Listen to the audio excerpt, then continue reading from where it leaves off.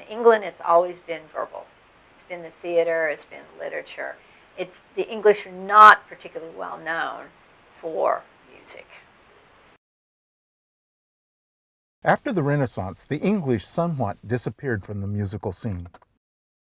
We wanted to talk about 17th century women English composers, and I was like, whoa. Very sexist culture in England. You know, women were thought to be secondary, they weren't allowed to get an education. Playing the keyboard, singing, and playing the lute were considered a part of a young lady's education and were seen as necessary social graces. I once believed that I possessed creative talent, but I have given up this idea. A woman must not desire to compose. There has never yet been one to be able to do so. Should I expect to be that one?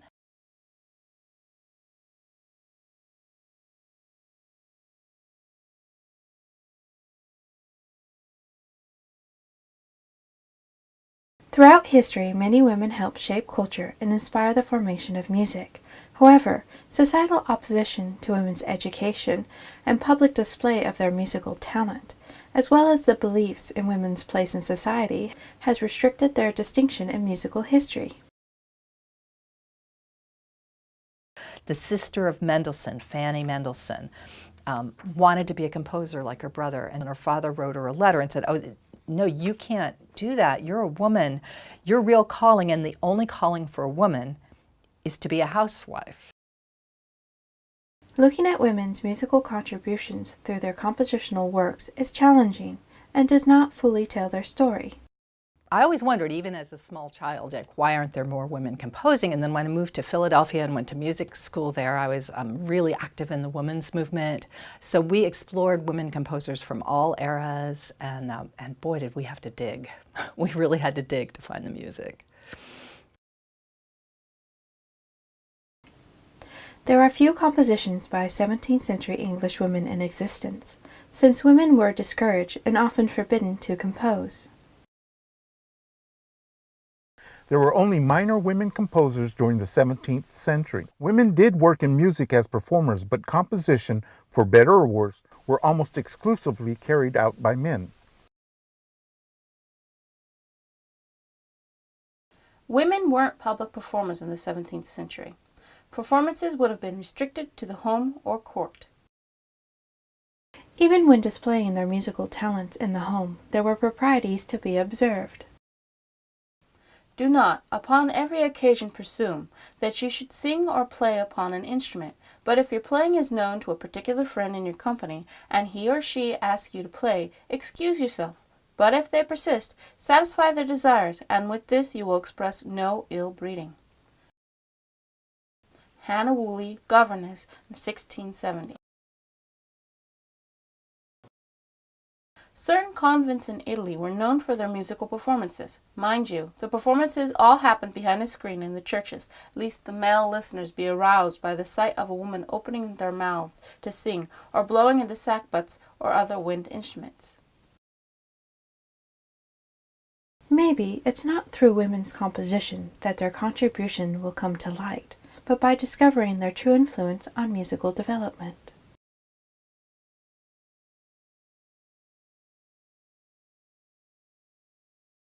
Due to women's existence and the power allotted to their existence, women had sway over the development of music throughout English society by their ability to influence the people around them. This influence can be seen in both the nobility and the common people.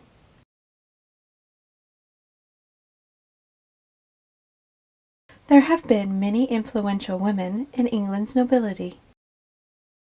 England has this whole tradition of having strong women, Henry VIII's grandmother.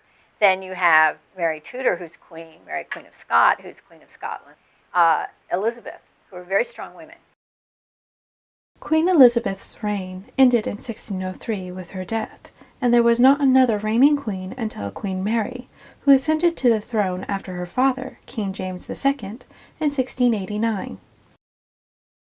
So they basically get rid of him and invite his daughter Mary, who's married to William of Orange, who's Dutch, to come in to England in 1689.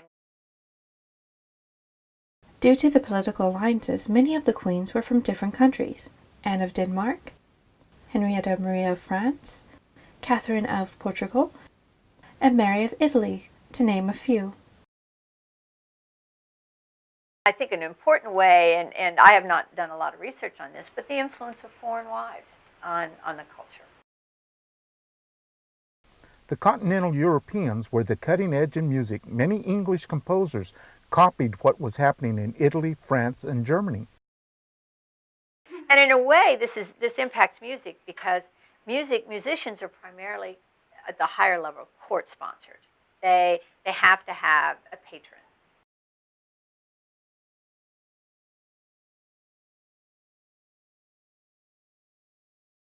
To the most gracious and sacred Princess Anne, Queen of England, since I have met your highness, I have been twice to Denmark. For this reason, I have dedicated this work of music to you, for my composing started where you were born and ending where you reign. I ask your gracious protection for these harmonies, for if you frown on them, let them become true tears. John Dowland, court sponsor, composer, 1604. I would say the 17th century is a time of cultural, political, and economic upheaval, and that influences what's happening in the high culture because of what is happening with the monarchy. The noble women had power, but it was tied to status and land and marriage. Court composers were often employed by lower status nobility, and many dedicated their music to their aristocratic pupils.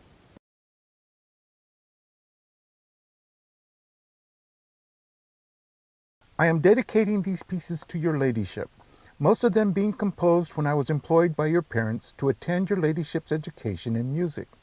You were supreme while playing, so that you gave life and honor to all I composed and taught you. Henry Lawes, court tutor and composer, 1653. Henry Lawes not only published books influenced by his aristocratic pupils, but one of his students became the only known 17th century English woman composer. 17th century women English composers. There was basically just Lady Mary Daring, who, had the privilege of nobility.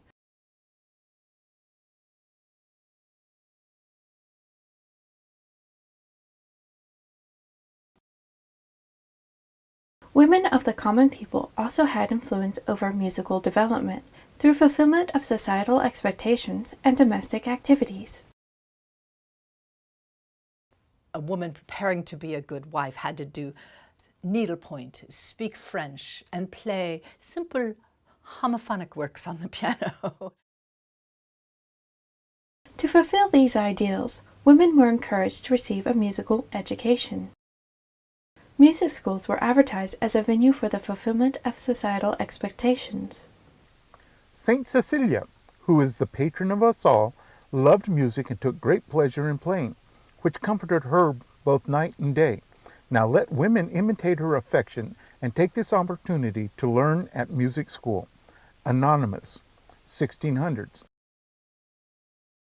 Another opportunity for women to advance their education of music was through hiring music tutors. The ancient and noble art of music is good for the mistress of families. So for the good of all people, but especially for the women, there are two gentle women who teach harpsichord and spinet. Anonymous, 1600s. This education provided women with the opportunity to engage in music making within their homes and community. I've been thinking a lot about women and music in the home, and I have to think that just the music that women were making in their home had an influence on their children, and it had to have an influence going out into the world. They had power to interject and share their personal opinions of likes or dislikes of the music which was written and published, as with the case of Mistress Mary Holder and Mistress Sarah Hart. 3 times I have considered publishing my private music, but I have decided to publish them at this time due to your graceful good likings and loving favoritism. Your frequent willingness to repeatedly sing and play them has been my persuasion.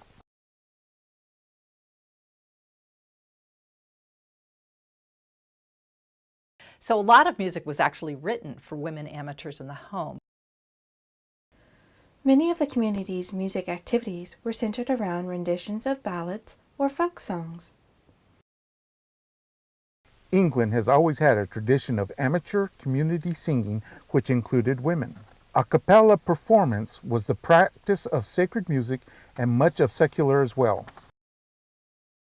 One of the types of a cappella vocal music which was available to everyone was ballads or folk songs. Many ballads were printed and sold, though these songs could be passed around by word of mouth. The good wife's vindication and the bad husband's reformation. This new composed gallant ditty is to be sung in town and city. 1 penny on this ditty to bestow.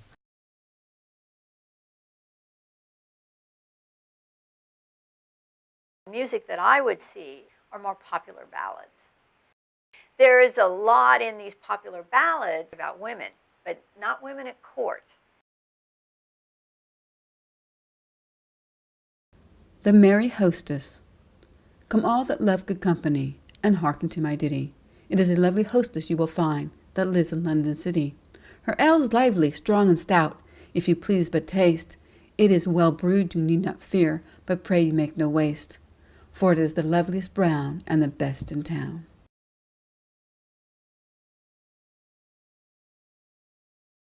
Because these folk songs were distributed both in pamphlet form as well as word of mouth, many most likely had been altered by the singers, creating new renditions that were possibly rewritten and resold.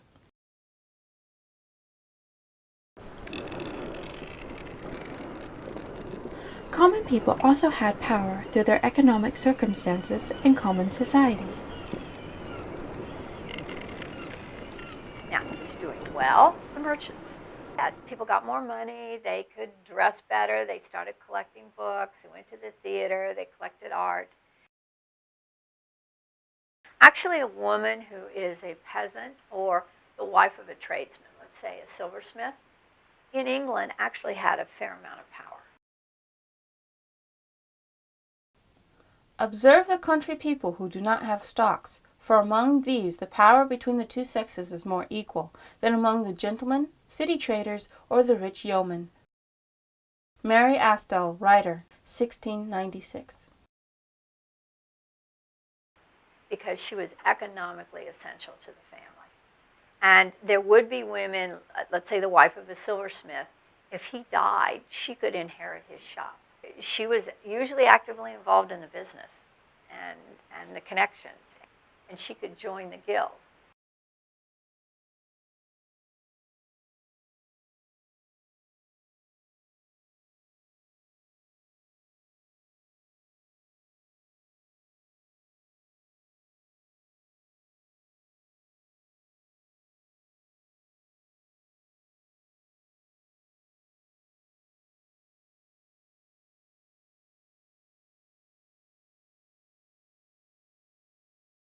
So women at that lower level, because they were significant contributors to the household economy, actually had a significant amount of power.